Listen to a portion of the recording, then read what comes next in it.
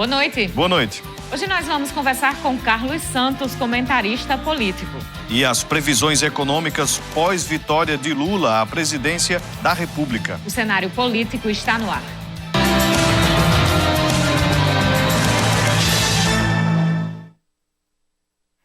Segunda-feira meio ressacada, né? Acho que está todo mundo meio assim, depois de tanto movimento. Foram os 45 dias do primeiro turno, depois mais 4 semanas do segundo turno, numa campanha eleitoral muito cheia de acontecimentos, muito pesada, chama assim mesmo, e a gente vai conversar sobre isso hoje também. Agora já temos o resultado, a gente que vem com você aí acompanhando todos os passos desde a pré-campanha. Finalmente, ano de 2022 está encerrado, pelo menos os principais acontecimentos desse processo eleitoral. O próximo acontecimento do calendário eleitoral é a diplomação no próximo dia 19 de dezembro, mas aí é um outro assunto, a gente fala disso depois. No programa de hoje, vamos analisar esse resultado das eleições gerais, vamos casar o resultado do segundo turno com o primeiro turno, trazer informações para você, e você pode tirar sua dúvida, fazer sua pergunta para Carlos Santos, que já está aqui no estúdio com a gente, nas nossas redes sociais, Twitter, @CenaPolíticoTCM, WhatsApp 88028979 e o Instagram, @CenárioPolíticoTCM. Boa noite, Vonúvio. Tá cansado? Boa noite, Carol. Tô tranquilo. Dormi bem a noite ontem. Não dormi cedo, mas dormi bem. Quase a gente não para, né, de ficar vendo números. Não sei se você também foi ver números. Sim. Porque talvez números dobrados de acordo com as circunstâncias, porque a gente vai sempre, né, uma visão enfraquecida. Às vezes a gente não entende bem o que está vendo, mas... Deu para fazer várias coisas, Vonu. Deu para ver números duplicados, mas deu. É isso mesmo, a gente fica nessa tensão de pós-eleições, aquela adrenalina de trazer o resultado para quem nos acompanha. Uma cobertura muito especial. A gente ao vivo aqui na TCM, no Canal 10, no YouTube, nas rádios do grupo, a 95, 98 de Apodi, a 90 Princesa de Açu, muita gente nos ouvindo em deslocamento aqui pelo interior do estado. Isso é muito importante, isso é o poder da comunicação. Nos rincões onde não se tem acesso à internet, onde não se tem até mesmo presença de pessoas, o rádio está lá, informando, contribuindo com as informações. Então, realmente foi uma cobertura muito especial e a gente já aguarda 2024. Você de casa, a gente agradece a audiência desta edição, né, a última deste mês de outubro, e também você que nos acompanha em Mossoró, em várias cidades que possuem os serviços da TCM. Muita gente ontem montou telão na calçada, ligou o paredão no som da 95, comemorou junto com a gente mandou muitos alôs. Realmente uma verdadeira festa da democracia. Por falar em festa da democracia, o presidente Jair Bolsonaro não se pronunciou sobre o resultado das urnas e sequer agradeceu aos seus mais de 58 milhões de eleitores pelos votos que recebeu. Ele foi o primeiro presidente a não ser reeleito no Brasil. Já o presidente eleito Lula, que levou um pouco mais de 50% dos votos, fez discurso oficial num hotel em São Paulo e um extraoficial na Avenida Paulista para cerca de 2 milhões de eleitores. Em discurso oficial, prometeu trabalhar pela harmonia dos governos e do povo brasileiro, não só aqueles que votaram nele, além do restabelecimento da paz. Na Avenida Paulista, disse que a vitória dele foi a vitória da democracia sobre o autoritarismo. Pois é, e aqui em Mossoró, logo depois do resultado, os eleitores foram às ruas comemorar. A Avenida Presidente Dutra reuniu muitos moçoroenses. Vocês veem aí a parte da comemoração que foi enviada pela assessoria do PT Mossoró. Essas imagens dos eleitores ali, essa comemoração teve uma extensão, foi bem extensa realmente. Durou até mais ou menos meia-noite, 11 horas da noite, meia-noite. Indo ali os eleitores do presidente Lula que estavam em comemoração neste domingo, depois do resultado. E agora sim, vamos conversar, vamos analisar. Carlos Santos aqui do nosso lado com a gente no estúdio. no blog Carlos Santos, ele escreveu ontem ainda, durante as suas análises e acompanhamento da apuração: precisamos juntar cacos de uma guerra de secessão que nos distanciou de amigos, famílias e nos apequenou.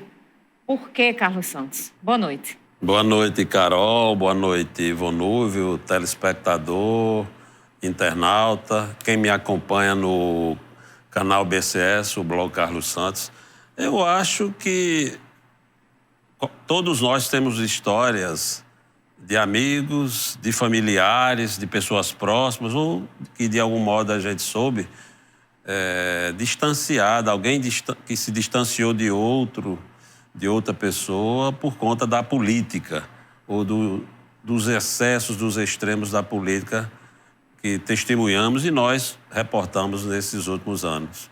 Acho que isso tudo nos apequenou como cidadãos, como civilização, e o resultado de ontem, mais do que ampliar esse fosso, é um resultado que pode nos estimular a lançar pontes, a retomarmos diálogos e tentarmos refazer essa tessitura tão complicada como sociedade, como civilização, como indivíduos, que precisam conviver com todas as suas diferenças, precisam conviver.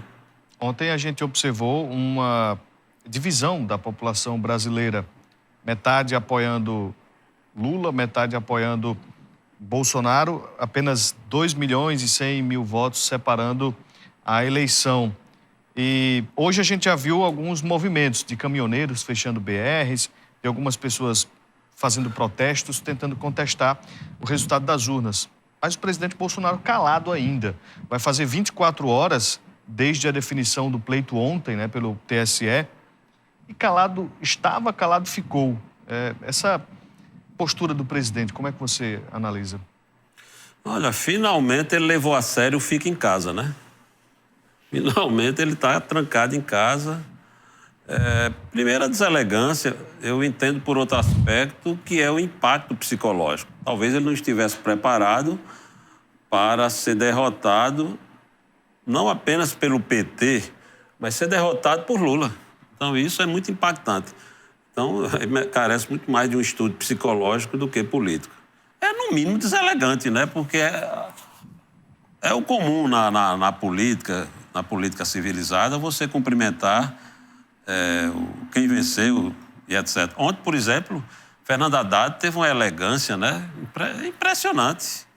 O resultado já definido para Tarcísio de Freitas, e Haddad o cumprimentou, parabenizou pela vitória, manifestou torcida para que acerte e se colocou também à disposição para dialogar, para conversar. Da mesma forma, Tarcísio de Freitas, que me parece hoje um nome emergente na direita, no bolsonarismo, um homem extremamente equilibrado, considerado uma pessoa muito competente, manifestou-se dizendo que vai procurar o presidente, independentemente de qualquer diferença. O presidente, quando convocá-lo, ele vai para qualquer reunião, pela importância do Estado de São Paulo, pela necessidade de diálogo, dessa relação institucional, política, civilizada entre agentes públicos, agentes políticos e representantes de uma massa, né, populacional extremamente numerosa e importante. Acho que é o mínimo que podia esperar. Civilidade. Até agora, nada, né?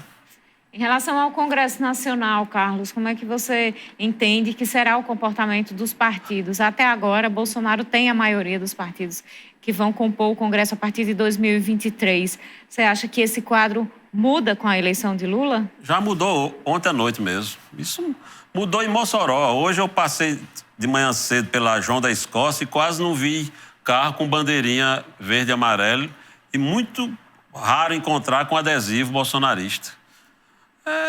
Isso é normal. As pessoas em Mossoró já estão se ajustando à nova realidade. Não é que elas estejam renegando o voto e renegando o bolsonarismo. Mas é uma reação aqui em Mossoró. Você imagina o que está acontecendo no Congresso Nacional e com os componentes que vão chegar lá. Muitos são novos, né? Vão experimentar pela primeira vez essa relação Congresso, Executivo, né? O papel parlamentar e etc. Eu não vejo maiores dificuldades, não. O PT, Lula, ontem, no seu discurso, eu acho que ele foi muito, muito sensato quando ele disse: essa não é uma vitória do PT. E o PT não vai governar só. Não será um governo do PT. E, do ponto de vista numérico, o PT é pequeno nessa engrenagem. Grande e enorme é Lula. Então, teremos um governo de coalizão. E ele chamava na campanha de formação de uma frente ampla, né? Quando você vai buscar um adversário seu, do estirpe de Geraldo Alckmin, para ser seu vice, você está dizendo claramente: ei, eu estou me compondo com um dos principais adversários. Eu estou mandando um recado para os meus aliados nos estados e para a nação. Olha, vamos vencer, e vencer por composição. O mais simples, o mais fácil é que o vice de Lula fosse alguém do PT, do PCdoB e etc. Você veja que no Rio Grande do Norte, o PT teve que engolir os alvos.